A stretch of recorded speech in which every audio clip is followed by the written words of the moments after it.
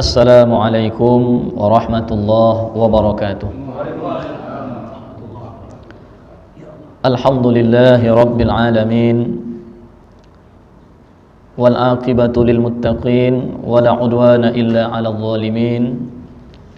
Asyhadu an la ilaha illallah al malikul haqqul mubin, wa asyhadu anna sayyidana Muhammadan abduhu wa rasuluh shadiqul wa'dil amin. Allahumma salli wa sallim wa barik ala sayyidina Muhammadin wa ala alihi wa sahbihi ajma'in. Amma ba'du, subhanaka la ilma lana illa ma 'allamtana innaka antal alimul hakim. La ilaha illa anta subhanaka inni kuntu minadh dhalimin.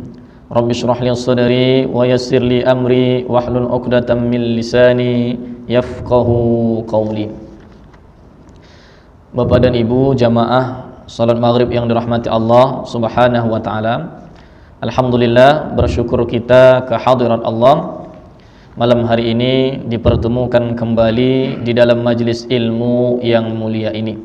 Mudah-mudahan rahmat dan maghfirah Allah curahkan kepada kita semua. Kemudian salawat dan salam kita sampaikan kepada Rasulullah Muhammad sallallahu alaihi wasallam. Insyaallah mudah-mudahan kelak kita akan memperoleh syafaat darinya. Amin ya rabbal alamin. Bapak dan Ibu yang dirahmati Allah Subhanahu wa taala, pada malam hari ini masuk kita kepada bab sam'iyat, yaitu perkara-perkara yang mesti diyakini, wajib diimani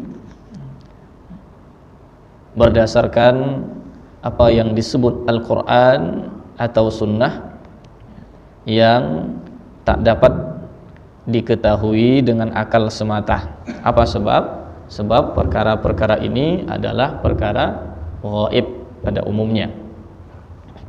Dan sebagaimana kita maklum bahwa dari rukun iman yang 6 itu saja, beriman kepada Allah, beriman kepada malaikat, beriman kepada hari kemudian, beriman kepada qadar, itu kan yang gaib-gaib. Tapi Bapak Ibu yang dirahmati Allah SWT, karena Al-Quran menyampaikan, Sunnah menyebutkan, wajib kita imani, mesti kita yakin, walaupun tak bisa kita lihat dengan mata, tak bisa kita ketahui dengan akal saja. Nah, inilah yang disebut dengan umur sam'iyat, yaitu perkara-perkara sam'iyat. Nah, sudah kita sebutkan diantaranya malaikat, begitu pula kemudian jin, lalu iblis ataupun setan, maka dan juga sudah kita sebutkan terkait arash, kemudian kursi, lauh mahfuz dan qalam. Nah, masuk kita Bapak Ibu yang dirahmati Allah Subhanahu wa taala kepada maut. Wa mimma yajibu i'tiqaduhu annal mauta yanzilu bi kulli dhi ruh. Di antara yang wajib kita yakini, mesti kita imani, bahwa mati itu akan menimpa setiap yang hidup, yang punya nyawa. Dan perlu diketahui bersama bahwa yang hidup dengan ruh itu bukan manusia saja.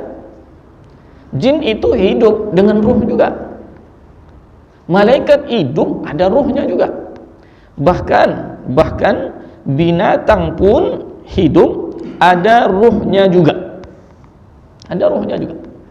Nah, makanya Bapak Ibu yang dirahmati Allah Subhanahu wa taala, ketika ruh dicabut dari jasad atau jasmani, maka itulah yang disebut dengan mati. Wal mautu huwa inqita'u ta'alluqir ruh bil badan, dan seterusnya. Mati itu adalah putus hubungan atau kaitan antara ruh dengan badan atau dengan jasad. Nah, Bapak Ibu yang dirahmati Allah SWT, mengapa ini mesti diyakini? Karena jelas di dalam Al-Quran disebut, kullu nafsin dha'iqatul maut, setiap yang hidup bernapas bernyawa mati. Firman Allah juga, innaka mayyitun wa innahum mayyitun, sungguhnya engkau wahai Muhammad akan wafat dan mereka pun akan wafat juga. Artinya apa? Artinya tidak ada yang tidak wafat. Nah, kecuali nanti yang setelah dihidupkan kembali di akhirat. Nah, kalau setelah dihidupkan kembali di akhirat, pada saat penghuni sorga masuk sorga, penghuni neraka masuk neraka, di dalam hadis yang sahih disebutkan bahwa Allah perintahkan malaikat untuk membawa maut yang sudah dijelmakan oleh Allah, maut ini dalam bentuk seekor kambing kibas, diperintahkan untuk dibawa kemana? Ke jembatan Sirat, lalu disuruh disembelih sebagai simbol bahwa maut sudah tak ada lagi, karena sudah disembelih. Maka ketika itu Allah SWT kemudian berseru kepada penduduk sorga, wahai penduduk sorga, hidup selama-lamanya, la mauta fiha, tidak ada mati lagi di dalamnya. Kepada penghuni neraka juga begitu, hidup selama-lamanya, la mauta fiha, tidak ada lagi mati dalam neraka. Nah, makanya kehidupan yang kekal itu, abadi, itu adalah kehidupan di alam akhirat nanti. Nah, Bapak Ibu yang dirahmati Allah Subhanahu wa ta'ala. Kemudian yang berikutnya, wali annahu minal jaizan aqlan. Nah, perkara ini termasuk perkara yang jaiz menurut akal, artinya bukan perkara mustahil, bukan perkara mustahil. Karena itu mati akan menimpa yang hidup, maka nanti sampai pada masanya malaikat pun akan mati, apalagi jin. Nah, cuman ingat, usia mereka itu panjang. Jin itu usianya panjang sampai datang kiamat, malaikat juga demikian. Kemudian wa mimma yajibu i'tiqaduhu anna malakal maut wa huwa Izrail, maknahu Abdul Jabbar yaqbidul arwah kullaha biidznillah walau baraghis. Di antara yang wajib juga diiktikadkan, mesti diyakini bahwasanya malaikat maut lah yang bertugas mencabut roh, mencabut nyawa seluruh yang hidup itu biidznillah, dengan izin Allah, walau nyamuk sekalipun. Nyamuk, ketika nyamuk itu mati, mati kau nyamuk, bukan kita yang nyabut nyawanya, bukan, malaikat maut. Nah, malaikat maut sebagaimana kita maklum namanya Izrail. Nah, Izrail ini ya pada mulanya ini bahasa Ibrani, Israel, Jibril, Izrail dan seterusnya. Nah, dalam bahasa Arab makna Izrail ini apa? Abdul Jabbar. Nah, Jabbar itu salah satu dari nama Allah, termasuk Al-Asmaul Husna, Al-Jabbar. Al-Jabbar ini maha memaksa. Abdul Jabbar, hamba dari Allah yang maha memaksa. Maka apa yang dikehendaki oleh Allah, ya pasti itu terjadi. Nah, Bapak Ibu yang dirahmati Allah Subhanahu wa ta'ala, dasarnya apa? Firman Allah, qul yatawaffakum malakul maut alladhi wukkila bikum. Katakanlah wahai Muhammad, malaikat maut yang ditugaskan untuk kalian, yatawaffakum, mewafatkan kalian, artinya mencabut nyawa kalian. Nah, diriwayatkan juga dari hadis di mana disebutkan oleh Imam Tabrani, wallahi, ini malaikat maut berkata begini. Ini tentu dia berkata kepada Rasul sallallahu alaihi wasallam, wallahi law aradtu qabda ruha ba'udah ma qadartu ala dhalika hatta yakuna Allah walladhi ya'dhanu biqabdiha. Demi Allah, kalaupun aku mau mencabut ruh seekor nyamuk, ma qadartu ala dhalika, aku tidak akan sanggup, hatta yakun Allah, sampai Allah mengizinkanku mencabutnya. Jadi semuanya biiznillah, dengan izin Allah. Nah, Bapak Ibu yang dirahmati Allah Subhanahu wa taala.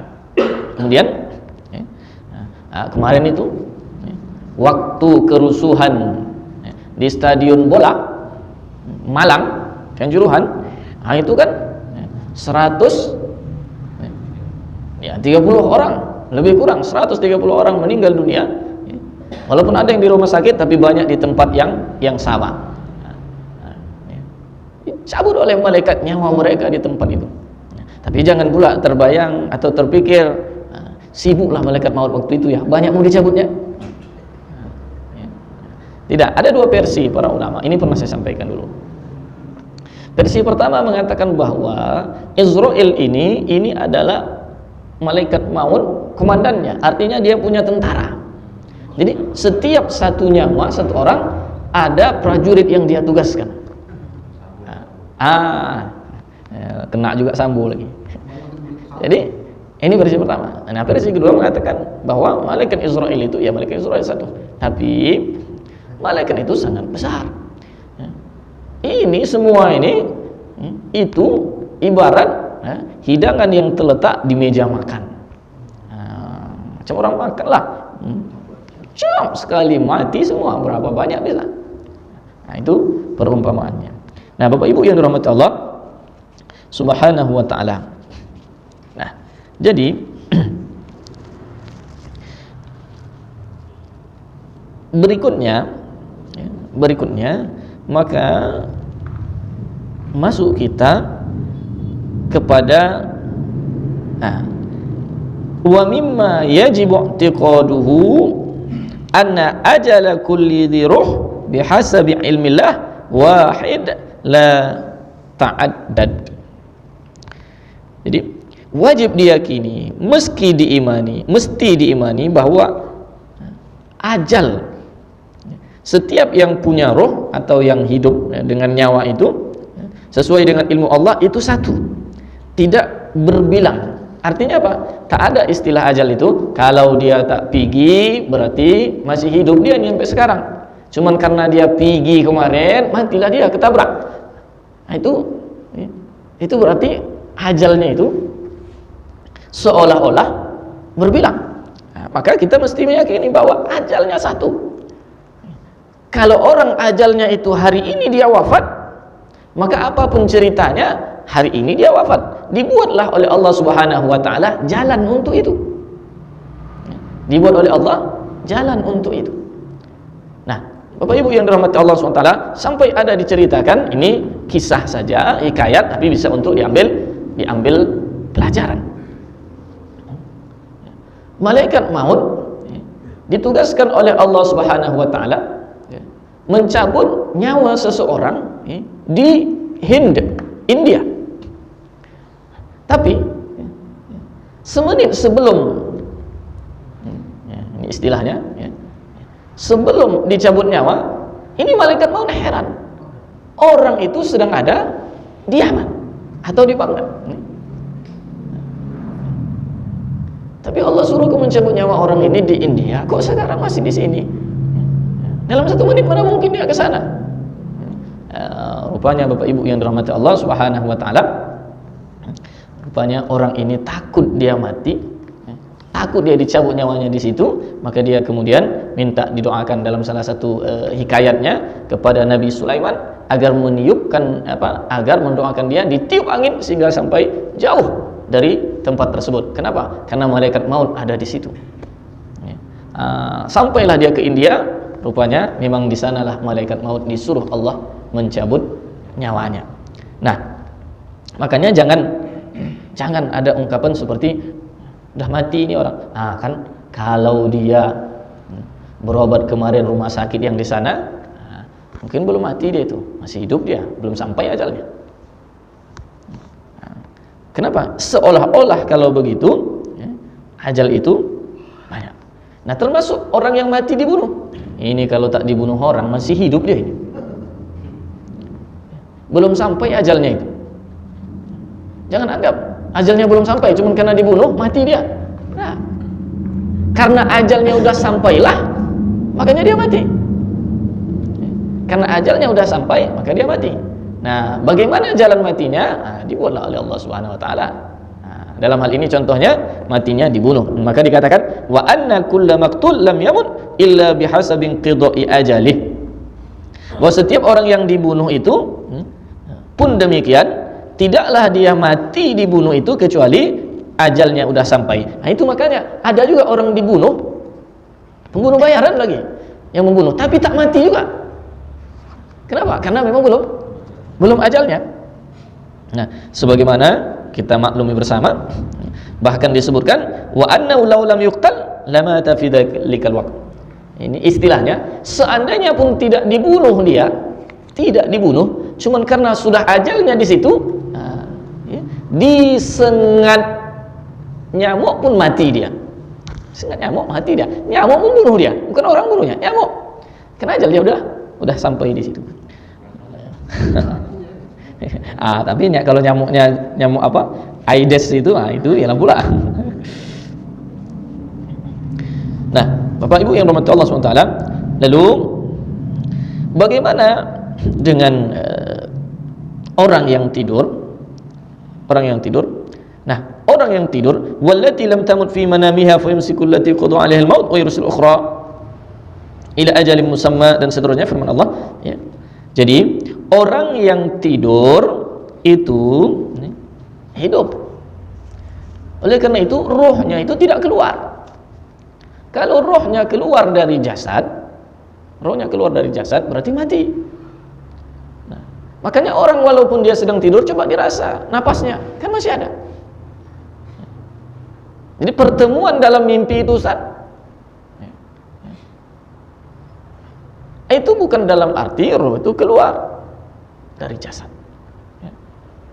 Nah, jadi bertemulah mereka. Umpamanya kalau ada yang memang pertemuan roh ketika tidur, ya, rohnya itu bertemu, tetapi bukan dalam arti keluar dari jasad. Karena kalau roh sudah keluar jasad, mati. Lalu, ini selalu pertanyaan, mati suri itu ada tidak? Mati suri ada tidak? Kalau di dalam tauhid, mati suri dalam arti orang yang memang benar-benar mati betul, udah berhenti napasnya, udah keluar roh dari jasadnya, bisa saja hidup lagi. Dalam tauhid itu termasuk persoalan yang jaiz, harus menurut akal, nggak mustahil. Nah, dan itulah yang terjadi. Bagaimana Ashabul Kahfi itu dibahasakan tidur 309 tahun itu bukan tidur, mati. Uzair 100 tahun itu mati. Bahkan Nabi Musa itu bisa menghidup, Nabi Isa menghidupkan orang mati, itu mukjizatnya. Jadi mati suri itu di dalam tauhid, dalam akidah bukan hal yang mustahil. Artinya bisa saja terjadi. Tapi kalau mati suri yang versi dokter-dokter, itu mati suri itu sebenarnya belum mati. Cuma versi mereka lah, entah berhenti sejenak detakan jantungnya atau denyutnya di nadinya dan seterusnya. Ya kalau menurut tauhid akidah ya lebih dari itu. Mati suri dalam artian betul-betul mati kemudian hidup lagi, itu bukan mustahil. Itu perkara yang jaiz. Bagaimana Nabi Isa menghidupkan orang yang sudah mati. Bagaimana Nabi Musa alaihissalam juga begitu, dengan memukulkan ekor dari Baqarah sehingga hiduplah orang yang mati terbunuh itu. Nah, Bapak Ibu yang dirahmati Allah Subhanahu wa taala. Jadi, dan orang yang lam tamut fi manamiha, tidak mati dalam tidurnya, fayumsikul lati qada 'alaihal maut. Itu artinya ditahan maut darinya, kemudian dibiarkan dia hidup ila ajalin musamma, sampai ajal yang telah ditentukan. Nah, kemudian Bapak Ibu yang dirahmati Allah Subhanahu wa taala, baru masuk kita kepada yang berikutnya. Ini berkaitan dengan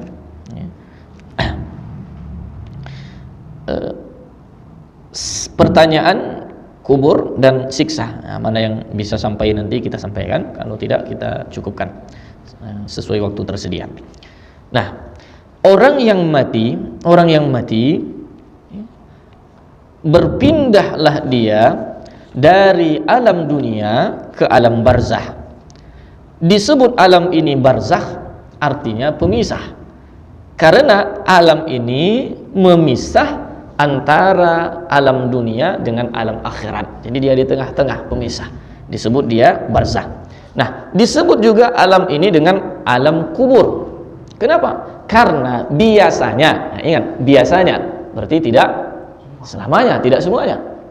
Biasanya orang yang sudah mati itu akan dikubur.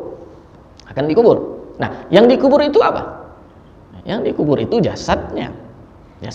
Dan perlu diingat bahwa kuburan itu bukan alam kubur. Jadi kalau begitu Ustaz, kuburan itu alam dunia, sedangkan alam kubur itu dimensi lain.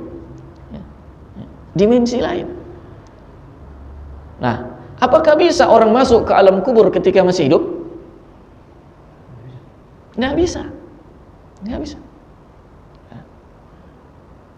Kenapa? Karena alam itu adalah tempat yang akan didatangi, pindah setelah dari alam dunia. Nah, makanya yang bisa begitu itu sinetron aja itu yang bisa begitu, masuk ke alam, ke dimensi lain, ke alam kubur, alam orang yang sudah mati mana. Nah, Bapak Ibu yang dirahmati Allah Subhanahu wa taala, oleh karena itu alam kubur itu punya kehidupan tersendiri, yang tentu tidak sama dengan kehidupan alam dunia. Makanya setelah mati dari alam dunia, orang ini pindah ke alam kubur, tapi dia hidup di sana. Tentu kehidupannya tidak sama. Tidak perlu makan, tidak perlu minum, dan begitulah seterusnya. Nah, Bapak Ibu yang dirahmati Allah Subhanahu wa taala, oleh karena itu mereka dalam kehidupannya di sana itu mereka juga mengetahui siapa yang mengucapkan salam, siapa yang mendoakannya, siapa yang menziarahi kuburnya atau makamnya, dan mereka berjumpa dengan sesama ahli kubur, karena mereka sama-sama hidup di alamnya sana. Macam kita lah, jumpa sama-sama di sini, ini alam kita. Mereka di alamnya sana juga begitu. Makanya ada kehidupan yang disebut dengan kehidupan barzakh, kehidupan alam kubur. Nah, Bapak Ibu yang dirahmati Allah Subhanahu wa taala, hanya saja setiap orang yang mati baru pindah dia dari alam dunia ke alam barzakh, terlebih dahulu dia ditanya. Jadi pertanyaannya kapan? Pada saat pertama pindah itulah. Ustadz, kalau dia tak dikubur-kubur, tak masalah. Hancur pun jasadnya di dunia ini, tak masalah. Tetap juga hari pertama itulah dia sudah ditanya. Nah, itu makanya hadis yang menyatakan bahwa begitu ditinggalkan, masih terdengar lagi langkah dari orang yang menguburkan jenazah, datang malaikat untuk bertanya. Tentu malaikat Mungkar Nakir yang ditugaskan dalam hal ini. Nah, para ulama menjelaskan apa? Itu bukan artinya memang betul-betul tunggu sampai orang mengubur itu melangkah dulu. Kalau gitu bisa diakal-akali. Hari ini kita tetap di sini, tak usah kita beranjak sampai sehari semalam. Ngaji terus di kubur, tak usah beranjak. Supaya apa? Supaya tak datang malaikat Mungkar Nakirnya. Karena kalau di situ dipahami, ketika orang mengantarnya itu pulang, udah beranjak dia sekian langkah, masih terdengar langkahnya, baru malaikat datang. Kata para ulama, maksudnya adalah begitulah sangkingkan cepatnya datang malaikat itu untuk bertanya. Nah, Bapak Ibu yang dirahmati Allah Subhanahu wa taala, dan ini termasuk keyakinan, termasuk akidah, bahwa wajib kita imani, mesti kita yakini bahwa di alam tersebut, alam barzah, alam kubur, orang yang mati itu ditanya oleh malaikat Munkar dan Nakir. Nah, karena ini ditanya, maka disebutkan bahwa orang yang mati itu dia sudah diberi kehidupan di alam barzah sana dengan kehidupan yang dia itu bisa menjawab, bisa mendengar. Karena kalau tidak, bagaimana malaikat Jibril mau bertanya? Nah, Bapak Ibu yang dirahmati Allah, sampai-sampai Umar pernah bertanya demikian, ayaqil, apakah ahli kubur itu dia bisa juga menangkap, artinya menangkap pertanyaan, menerima obrolan dan seterusnya. Nah, kata Rasul, atau kama qala Rasulullah, afala ghairuk, kenapalah kau pula yang bertanya Umar, yang cocok begini pertanyaannya orang lain, kau kan orang cerdas, orang pintar. Kalau ahli kubur itu tidak berakal, disebutkan bahwa ahli kubur itu dia bisa mencerna apa yang disampaikan kepadanya, apa yang ditanyakan. Dalam bahasa yang tertera itu disebut ayakil, berakal dia. Nah, pertanyaan inilah ditanya oleh Umar, tapi Rasulullah SAW mengatakan, kok kaulah yang bertanya Umar? Tak cocok orang pintar macam kau begitu pertanyaannya. Nah, kenapa? Karena mereka bisa mendengar, bisa melihat, bisa berpikir, bisa menjawab. Nah, Bapak Ibu yang dirahmati Allah Subhanahu wa taala. Nah, maka disebutkan yu'idullahu ta'ala limai bijami'ih. Memang dikembalikan oleh Allah Subhanahu wa taala setelah mati, itu kan dikembalikan balik ruh itu ke dalam jasadnya. Cuma jasadnya itu dan ruhnya tersebut jangan dilihat dari dimensi dunia nyata, tak nampak hidupnya. Dia hanya bisa dilihat dari dimensi alam barzah. Nah, kalau sekarang lebih mudah mencernanya karena bisa diumpamakan dengan 2 dimensi, 3 dimensi itu. Memang dia satu. Tapi kalau dilihat dari dimensi yang berbeda, maka dia berbeda. Nah, Bapak Ibu yang rahmati Allah Subhanahu wa taala, ini dia. Wa yaruddullahu ilaihi min hawasi wa aqli wa ilmi ma yaqdir bihi ala famil khitab wa raddil jawab. Allah kembalikan memang hawas, pendengarannya, penglihatannya, pengetahuannya, akalnya, sehingga dia bisa mengerti pertanyaan, dan kalau dia memang orang yang beriman, dia bisa menjawab pertanyaan. Kan sia-sia ditanya oleh malaikat kalau yang ditanya itu tak ngerti apa-apa, tak bisa dia menjawab, dalam arti karena dia tak bisa bercakap, tak mengerti dia pertanyaan karena dia tak berakal, kan sia-sialah pertanyaan malaikat. Itu artinya apa? Mereka ahli kubur itu Allah kasih akal, Allah kasih mendengar, Allah kasih melihat, sehingga dia mengerti pertanyaan dari malaikat.